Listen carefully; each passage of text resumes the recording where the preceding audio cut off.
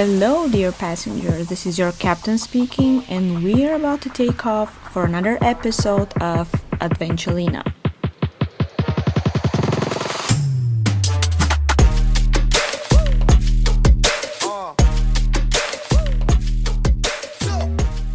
Hello, everyone. Welcome back to another episode of Adventulina. Hope your week was nice and productive. Hope you currently are on a trip and enjoying this episode, or you're getting ready for a trip, or you just came back. My hopes are always travel related.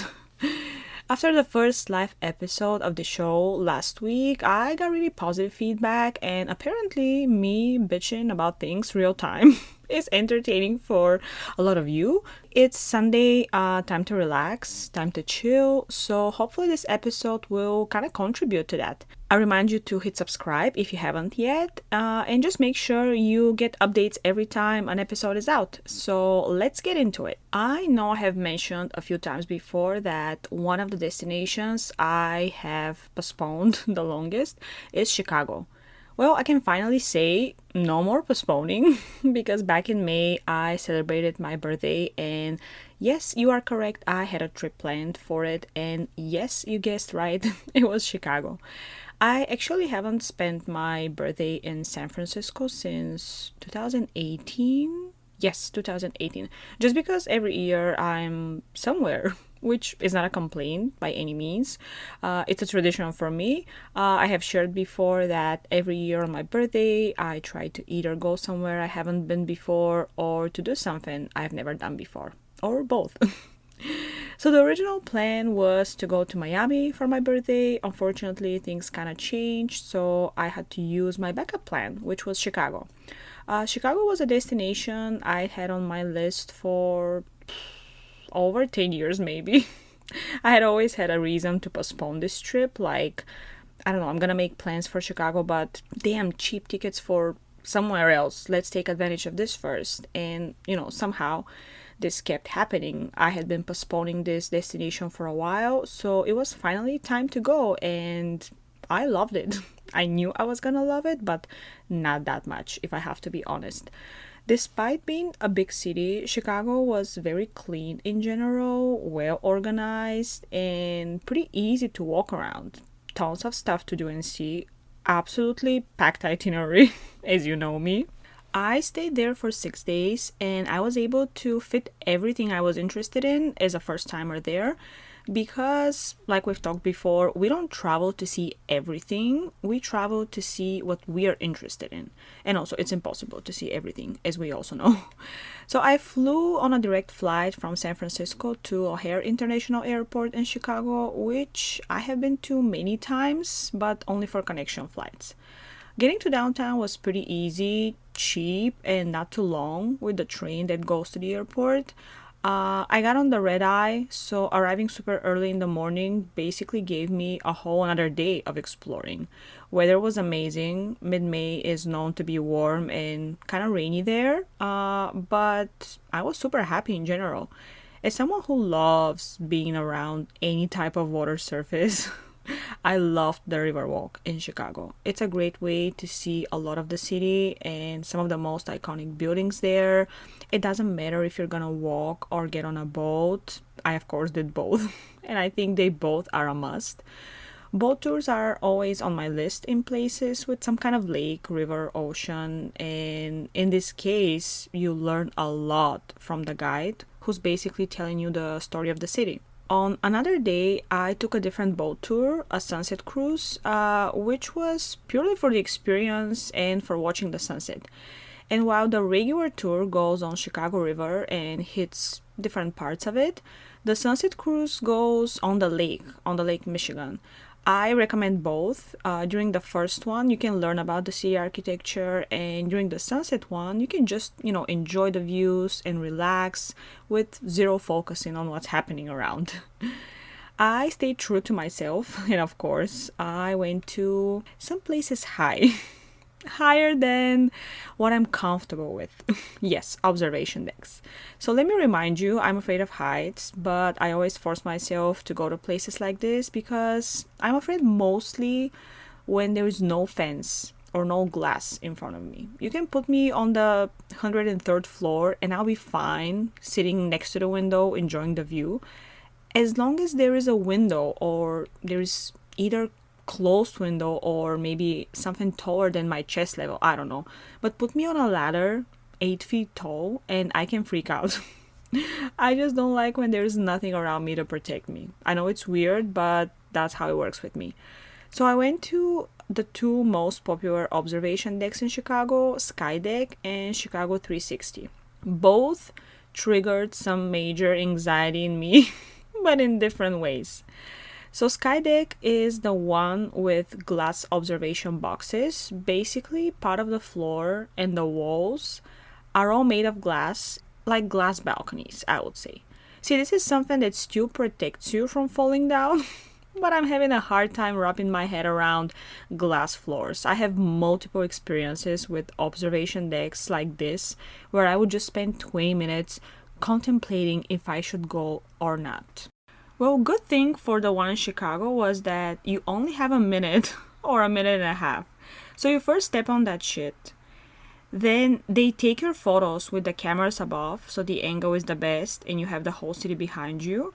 And then they mark 90 seconds, and that's all you get, which I don't know how I feel about, because there are a couple of reasons. First, I understand that, if everyone starts taking millions of photos, especially the picky people, it will be very slow and a lot of people will get frustrated. Second, I see the point where you have limited time, which, makes you use it in the best way. But isn't 90 seconds too little for an experience like this? Technically, yes. Once you take a look and stand there for a little, snap a few photos, you're basically done. But I feel like it should be at least 5 minutes. Or, okay, maybe 3. But definitely more than a minute and a half. The elevator ride up there is almost the same duration, damn it. On the other hand, having 90 seconds made me really force myself into stepping on that shit. Because, if there was unlimited time, you bet your ass I was gonna spend the night there. Like, trying to decide if I want to step on it or not, good luck. Well, the line was going kind of fast and I didn't really have, time to think much. So my turn came and the girl told me to get ready for the photo she was going to take. I just let her know that I'm super scared and I'm just gonna walk without looking at what's under me so I don't freak out. And that's what I did. I walked all the way to the end of the glass box. I didn't look down once. I just turned around and waited for her signal to pose. Then I took a look at the camera above and, smiled for the photo. By the way, this photo is printed out and it's sitting in my living room. Well, in the part of the studio apartment that I live in, which is designated as living room. But anyway, this photo is on one of my shelves. And until today, every time I look at it, I can tell how scared I am, despite the huge smile I have on.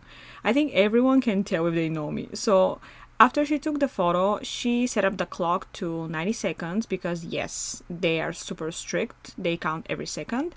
And I had some time for myself to enjoy the glass box.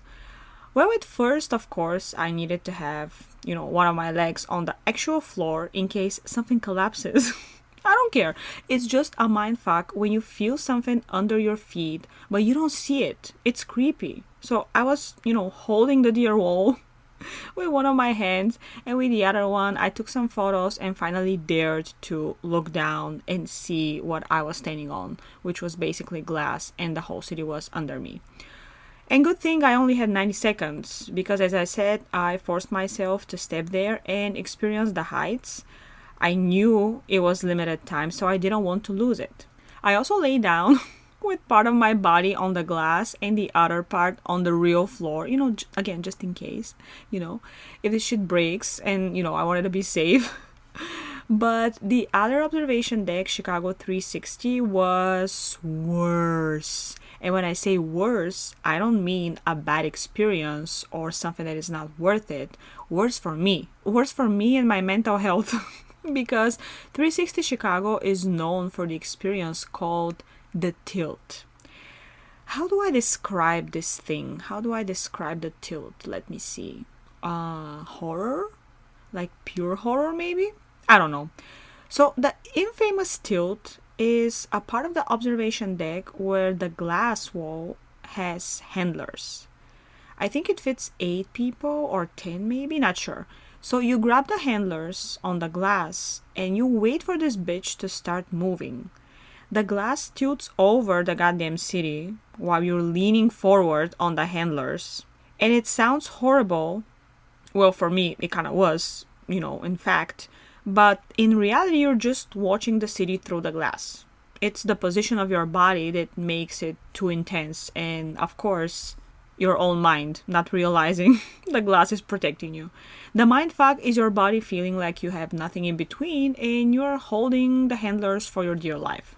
I was very anxious before this experience, of course, because I knew I was gonna be super uncomfortable and stressed, although, I have no one to blame. I'm the one who decides to do this to herself.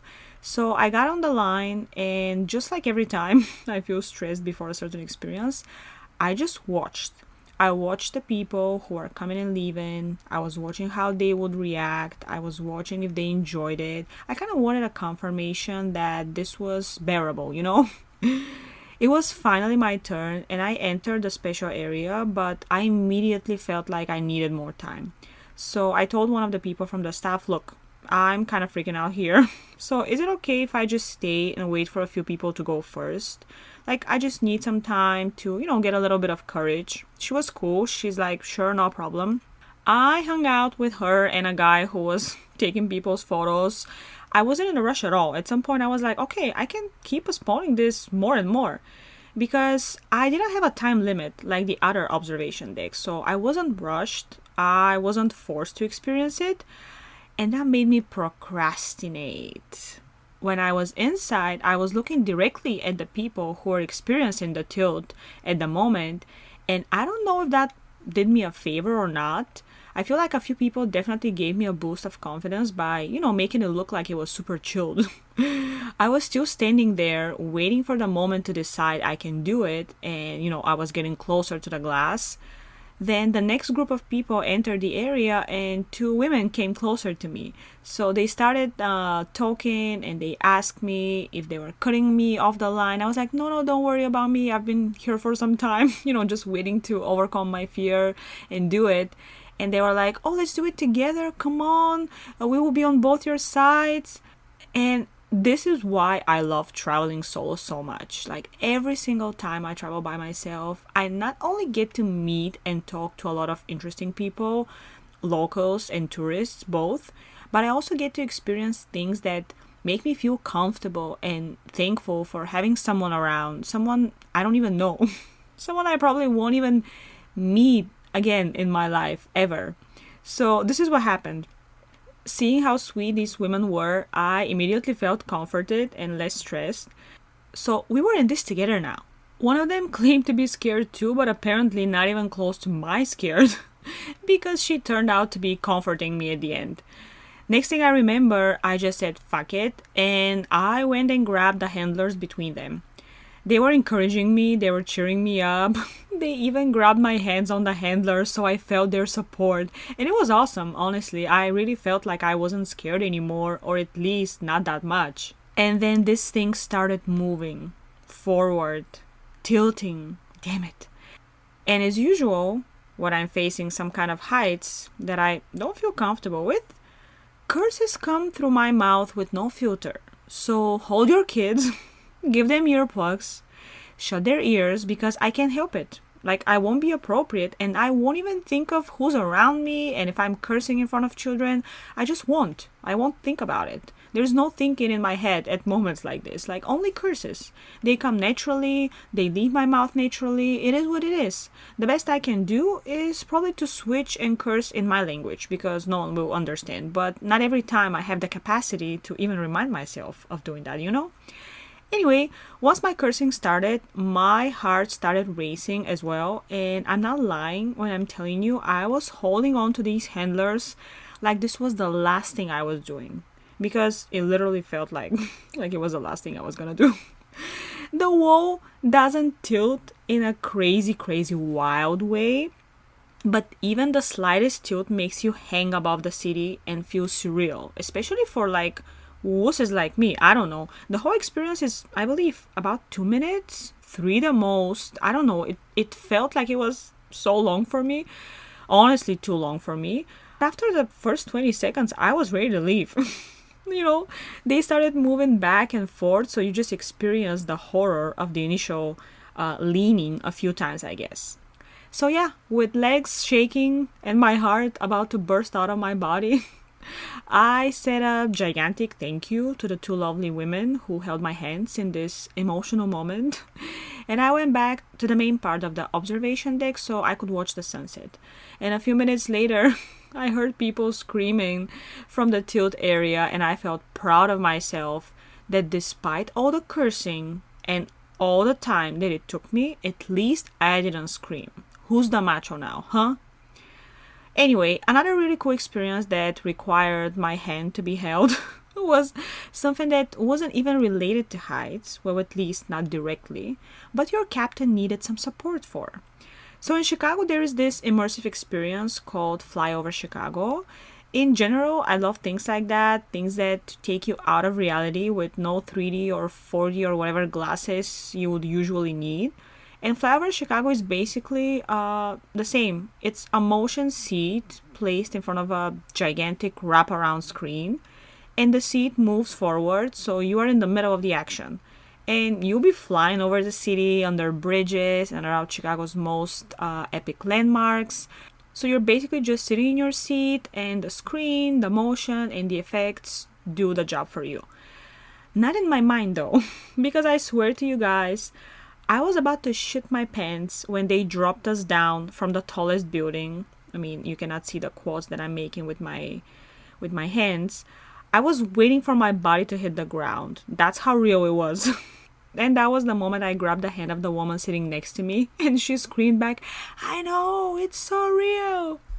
I feel like sometimes people think I'm a moron who thinks that this is real. But no, guys, I may be a moron, but not that kind of a moron, I understand this is an immersive experience, but it still scares the shit out of me because it feels so real. And honestly, that's a freaking compliment for the people whose idea that was, and the people who executed it, because my reaction means you did a good goddamn job. Like, wasn't that what you're aiming for? Like someone saying, "Damn, that was so real." Well, maybe not someone who's screaming bloody murder while they're only staying on seats above 6 feet away from the floor in reality.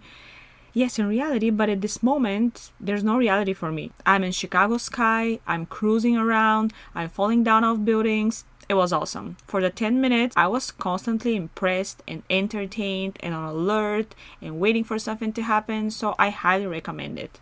As I mentioned, the weather was super nice, hot, sunny, clear skies for most of the time. The second day, it rained for a little bit, but it was still warm after. It didn't mess up my plan, thank God.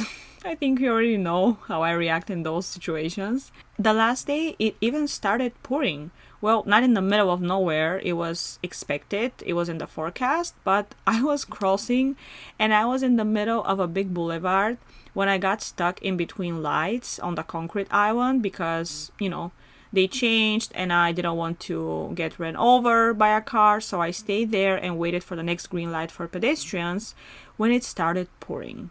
I had nowhere to go because cars were flying left and right, so I had to stay and get soaked until the goddamn light changed and I was able to cross.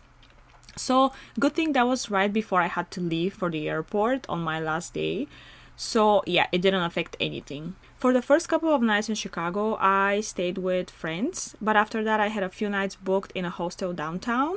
Perfect location, super close to public transport, and I was very impressed how clean everything was. Our room was 4 bunk beds, so 8 girls, and the room itself was huge. Like, I could throw frisbee to the other girls or play badminton, I don't know, but it was super big. Bathroom just for us inside the room, plus double sink outside of the bathroom. It was just perfect. Breakfast was good too, and the dining room had a view to the street, and the train was going just outside of the window. I also met great people. One of them turned out to live in Massachusetts, really close to Cape Cod, where I used to spend my J1 summers at in the US, where I, of course, still have close friends who I visit. And the other girl I met, she was Brazilian. She was great to talk to as well. I even got to visit a few beaches. For those of you who don't know, Chicago is situated on the Michigan Lake, so there's plenty of water around. I kind of regret not bringing a swimsuit. I just had no idea that the water was going to be so warm. Living in San Francisco, where the water is always colder than the ice cubes in your freezer, I did not even assume a lake like Michigan Lake could be so warm after months of being frozen due to the brutal winter they have over there. I guess the idea I had for Chicago being freezing during the winter made me think that the lake water has a similar temperature to our bay here. I don't know. But it was definitely warmer, and next time I will know. Quick comment on the transportation. I used public transportation everywhere. I think I only took Uber or Lyft once, if I'm not mistaken. Public transportation takes you everywhere. It's fast, it's cheap, you see a ton while you're on it. I even went to see Home Alone Original House, which is located outside of Chicago. As someone who grew up watching Kevin McAllister every freaking Christmas, sometimes more than once, I really enjoyed just walking around the street and, standing in front of this iconic home, remembering different scenes from the movie. I also did many other things. I went to the zoo, which was free. I checked out the fountain from the popular sitcom Married with Children, where you can also spot a light show every night, by the way. Of course, I tried the world famous deep dish pizza, which was so delicious that, even after bringing the leftovers back to the hostel and after heating them up on the next day, it was still bomb. By the way, it tasted exactly like the pizza my dad makes in Bulgaria, I swear to God. When I tried it, I was like, damn, I didn't know my dad was making Chicago deep dish pizza his whole life. Or maybe Chicago was making my dad's pizza and they didn't know. You decide. I don't know. I also tried the Chicago style hot dog, specifically recommended by my friends. I think I forgot to mention that on the actual day of my birthday, we went to the Bulgarian restaurant, which I was looking forward to. It was the first evening, and it was, a great way to finish a long-ass day of traveling and walking around. I also met some Bulgarians, not just in the restaurant, but on one of the boat tours. I went to the planetarium. I walked on the famous Magnificent Mile, which is similar to Fifth Avenue in New York, a street with, tons of stores, including high-end brands. I checked out a few parks, saw the iconic Bean, took a ride on the Centennial Wheel at Navy Pier. I also visited Car Factory and the Ice Cream Museum. Both fun experiences and really great for snapping memorable photos, I would say. I was basically doing 10, 11, 12, 13, 14 miles walking every day, and I can say my first Chicago trip was incredible. And from start to finish, I really didn't have anything to complain for. Every day was packed with tons of things to do, and again, these were just the essentials for first timers and specifically what I was interested in. I didn't even go to a jazz club or a theater play or Cubs game, all of these things being iconic for Chicago, but since I liked it so much, I knew I was gonna go back and I already know what I'm doing next time. I have mentioned before that I don't like going back to places usually. Once I go somewhere, I would rather see everything I'm interested in with one trip, so then I can spend money on something new next time, a new destination. But Chicago is so massive and there's so many more things to do that I really want to come back, and I will, make an exception for it. I just love every place that has water, rivers, lakes, ocean. Sign me up. On top of that, one of my best friends here in San Francisco just moved to Chicago, so now I have one more reason to go back. Besos, Paulis, if you're listening. Of course, I got my souvenirs, tons of photos, tons of memories, and now I'm preparing a post about how to spend 6 days in Chicago, so stay tuned if this beautiful city is on your bucket list. If it's not, it should be.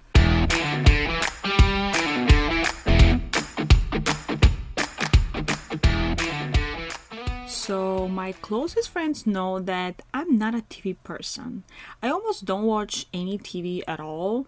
I despise news. I have no idea what is going on with the world sometimes, but that's what I prefer.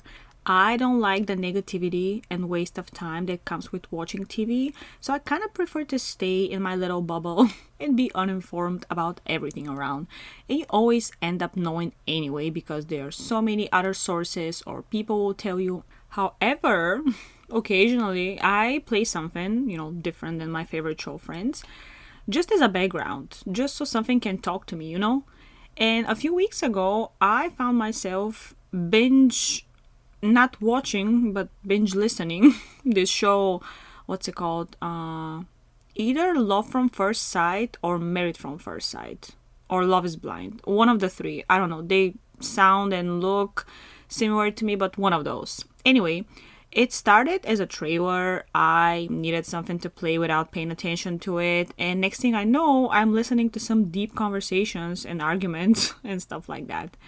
Why the hell is she telling us this, you're asking? Well, because the people in the episode were talking about traveling, of course. The only way for me to hear something and to start paying attention is to be about traveling. So this couple was kind of arguing because the woman wanted to travel and see many places, and the husband, or the future husband, whatever he was convincing her to save money and buy a house or something like that.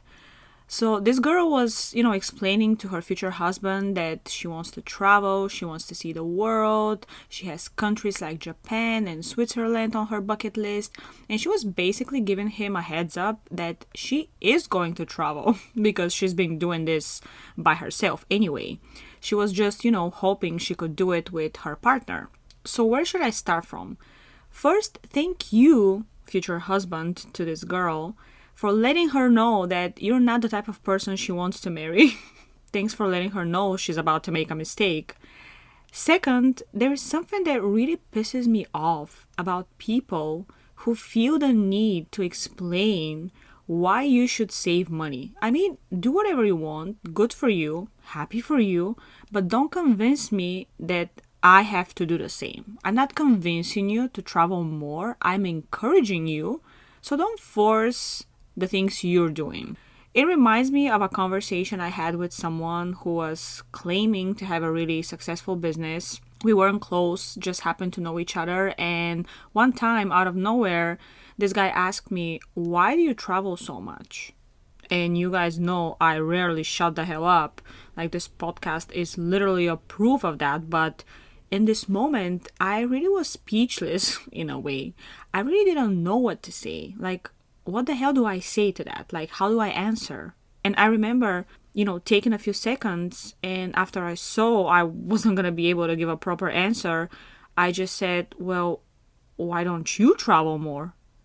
And that was the only reasonable thing that came to my mind. And he was like, oh, I'm working on my business right now. I'm establishing it in the market. I'm saving all my money and I'm planning to be a millionaire in 15 years. So then I'm going to travel. I'm like, oh, buddy. This answer made me pause for even longer. Excuse me? I mean, admirations for the confidence, for the dedication, all of it. But bro, who guarantees you even tomorrow? Like, who promised you that you first make it to after 15 years?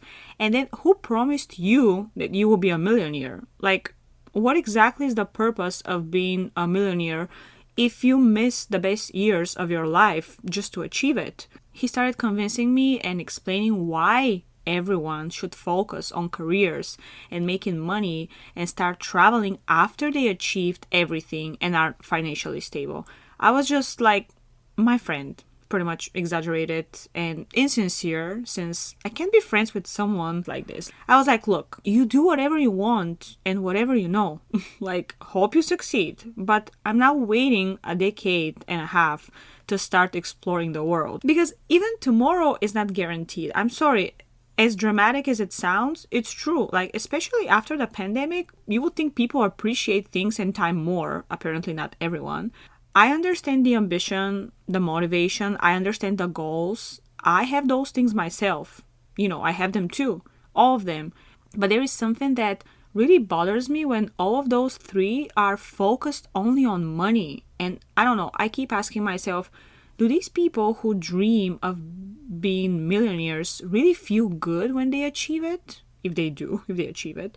Like, is it worth it to sacrifice years of your life, limiting yourself on experiences and having fun just to achieve some number? Like, number that most likely will give you more responsibilities and more work equals less time. I think I'm convinced at this point that why do you travel so much may have been the dumbest question I've ever been asked. Just because I don't believe there's a person who doesn't see how traveling enriches you and benefits you. Or maybe I don't want to believe there are people like this. I don't know. And I just decided to share. I'm not saying I know how to live life. I'm only saying just because you have a specific goal doesn't mean we all have to follow it. Like, there will be too many millionaires out there if we do. I would rather stay on the other side, not piling up cash, but I don't know, moments and experiences. Because as I said, I'm not convincing people to travel, I'm just encouraging them. So if you can please not convince me to do things your way, it would be great. As you can tell from that story, I did not maintain a good friendship or relationship after that, but this conversation still pops up in my mind from time to time. And I always remind myself, like, you never know what life holds for you. Today is one thing, tomorrow can be 180 degrees opposite. So today is a gift, right? And that's what they call it, present. Damn, that was very, very powerful. I guess the moral of the story is that this conversation is stuck in my mind, and every time I consider something, I play it in my head and I know I would rather regret things I did than things I didn't do. I don't know. I read somewhere that a person has two lives and the second life starts when you realize you only have one. That's pretty accurate, I think. Like, mortality is a really refreshing reminder sometimes. But okay, enough. It's getting too philosophical. People would be like, why did we tune in this? So anyway, in general, I wanted to say that I would consider anyone who's trying to limit my experiences, especially travel experiences, I would consider that a red flag, which, by the way, is a little confusing to me because how do you know you're a travel freak? I hear people talking about red flags and I think of Denmark, Canada, Japan instead of, I don't know, suspicious human behavior. Like, once I realized people use the term red flag for what to watch out for, not for geography, I started thinking about what a red flag is for me. And I can say that it is just the thing I talked about. Just someone limiting you from experiences or trying to force on you their way of thinking. But no, we don't do that here. We don't tolerate any negativity, especially when it comes to traveling. If you dare to ask us why we travel so much, please don't expect an answer, just block us. On the other hand, if you need a little encouragement, if you need someone to tell you what you want to hear, I'll be here patiently waiting to help someone making a travel decision, because my advice is always go. Go, see, experience. You know, time flies and we won't always have the opportunity to do certain things, or at least not in the same way. When there's a chance for a new experience, I would say embrace it, and remember, you would regret the things you haven't done, not the things you've done. And with that said, I want to say thank you guys again for listening. Hope this week's Adventurina dose was enough. If not, I will see you next Sunday, and until then, dream, plan, conquer, and bon voyage!